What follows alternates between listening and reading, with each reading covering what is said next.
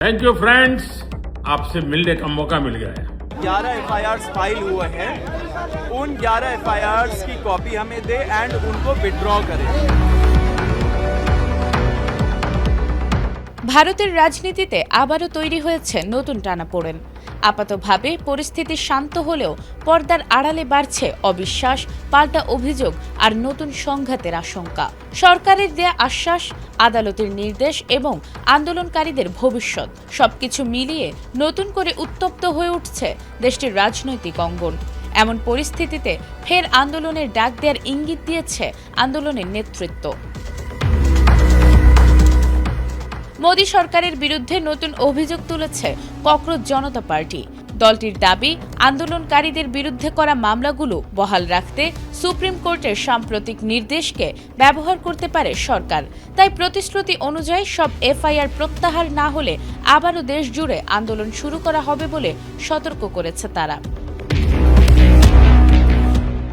মঙ্গলবার প্রশ্ন ফাঁস বিরোধী আন্দোলন নিয়ে শুনানিতে প্রধান বিচারপতি সূর্যকান্তের বেঞ্চ শান্তিপূর্ণ আন্দোলনকারীদের বিরুদ্ধে কোনো জোরপূর্বক ব্যবস্থা না নিতে নির্দেশ দেন।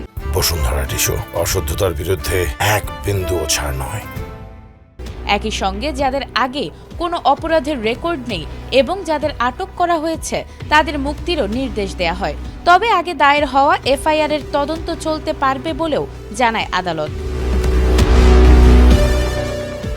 এরপরই এক্সে দেয়া এক পোস্টে সিজেপির মুখপাত্র সৌরভ দাস বলেন, আদালতের এই নির্দেশ সরকারের আগের প্রতিশ্রুতির সঙ্গে সাংঘর্ষিক। তার দাবি, সরকার সব মামলা প্রত্যাহার এবং আন্দোলনকারীদের হয়রানি না করার আশ্বাস দিয়েছিল। সেই বিশ্বাসেই সিজেপি আন্দোলন স্থগিত করেছিল।